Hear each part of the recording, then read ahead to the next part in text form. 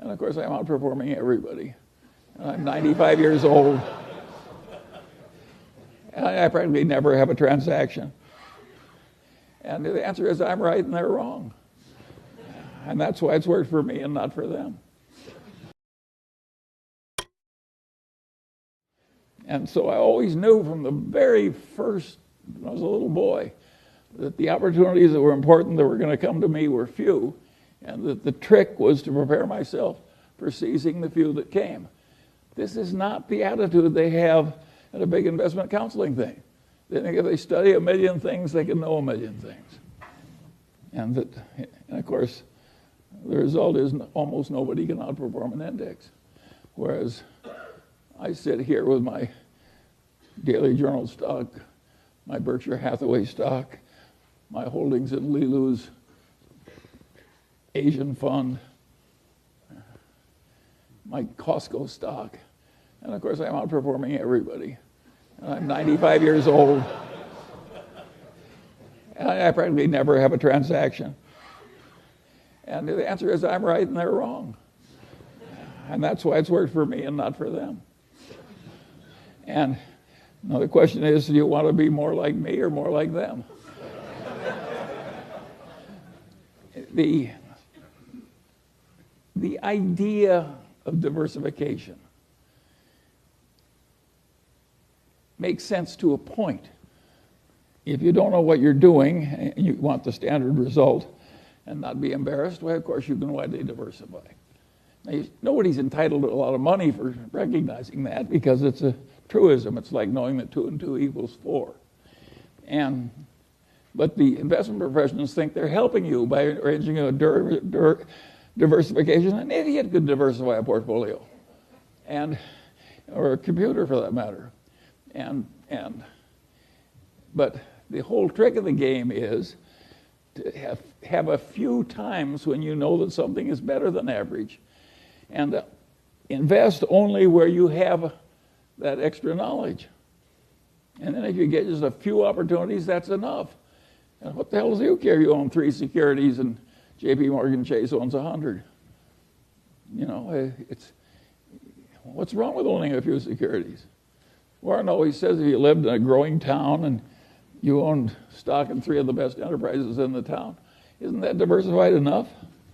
The answer is, of course it is. They're all wonderful places. And that Fortune's formula, which got so famous, which was a formula to tell people how much to bet on each transaction if you had an edge. And of course, the bigger your edge, the more close the transaction was to a certain winner, the more you should bet. And of course, there's mathematics behind it. But of course it's true. It's perfectly possible to buy only one thing because the opportunity is so great and it's such a cinch, or only 2 or 3. So the whole idea of diversification when you're looking for excellence is totally ridiculous. It doesn't work. It gives you an impossible task. What fun is it to do an impossible task over and over again? I find it agony. Who would want to do it? And I don't see why. My father had a client. He was a lawyer in Omaha. He had a client whose husband had a little soap company. And the guy died, and my father sold the soap company. This woman was one of the richest people in town in the middle of the Depression. And what she had was a little soap company in a big mansion in Omaha's best neighborhood. And they sold the soap company. She had a mansion in the best neighborhood and $300,000. But $300,000 in 1930-something was an incredible amount of money. A little hamburger was a nickel, a big hamburger was a dime, and the all-you-can-eat cafe in Omaha would feed you all you needed to stay alive for 2 bits a day. I mean, $300,000. Well, she didn't hire an investment counselor. She didn't do anything. She's a wonderful old woman. And she just took that and she divided it into 5 chunks.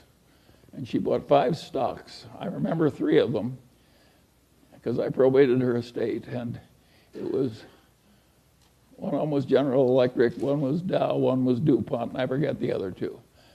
And then she never changed those stocks. She never paid any advisor. She never did anything. And she bought some municipal bonds. She never spent her income.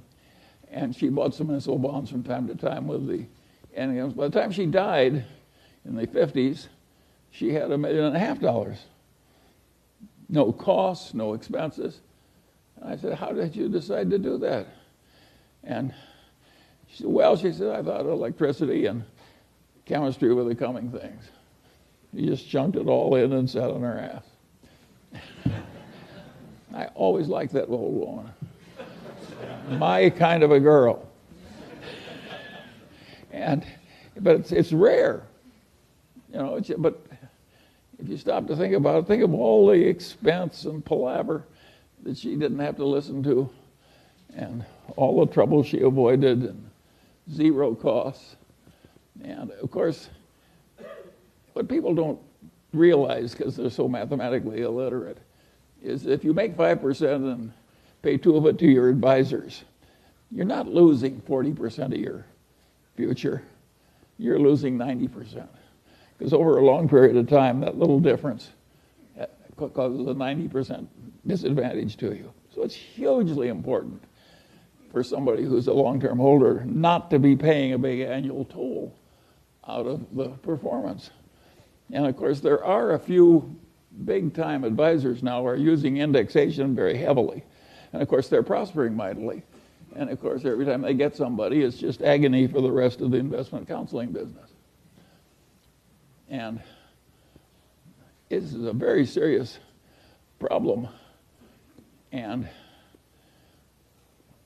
I think these people who are used to winning as old-time value investors who are now just quitting the profession, that's a very understandable thing to do. I regard it as more noble than staying in, with, playing along with the denial.